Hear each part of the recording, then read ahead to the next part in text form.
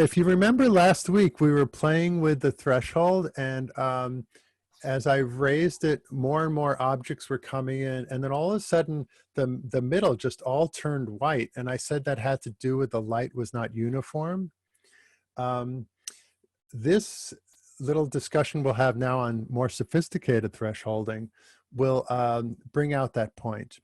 So the way this microscope works is I have a white light in the center, and um, light falls off with 1 over distance squared. So the image in the center is bright and it's falling off gradually.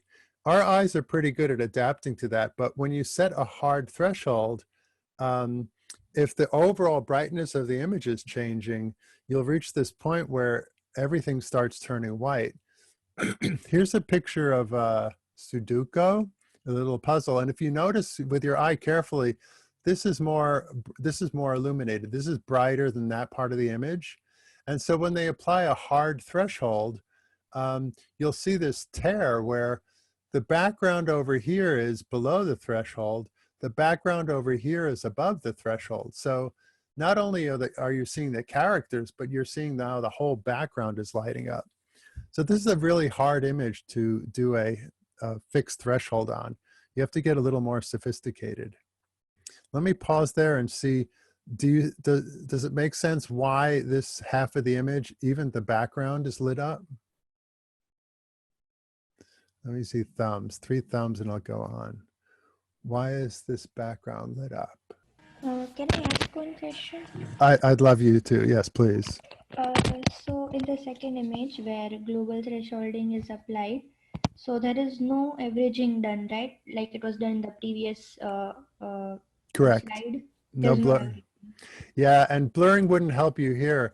Blurring's only good if there's the changes in brightness is very localized.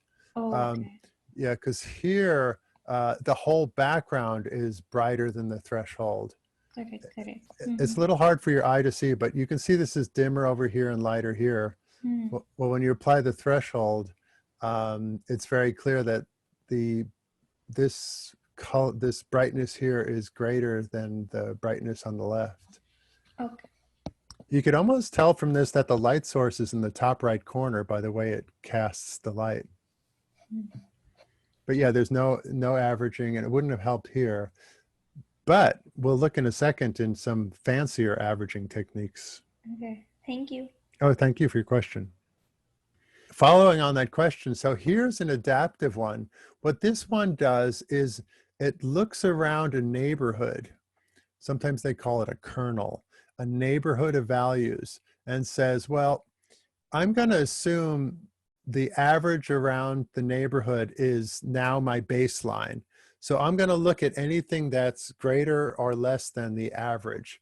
And that's what this is doing. It's saying, well, here, let's look at this area. Let's say the average is about 20. So it'll set the threshold a little above 20. So anything brighter than the threshold, it'll appear white. Anything dark will appear black. As it moves over here, the whole background goes up. So now it sets a new average. So it's sort of like blurring, but it's a little more sophisticated. It looks in a larger area and determines what the local average is, and then compares the pixels to that local average. So you can think of it as kind of spatially adaptive. And you can see how much it improves. Big variations in the background are filtered out by this mean threshold method. And this one's just a little bit fancier. Instead of taking a square area, let's say 3 by 3, that would be 9 pixels, and taking the average of all of them, this one weighs it towards the center with a Gaussian curve.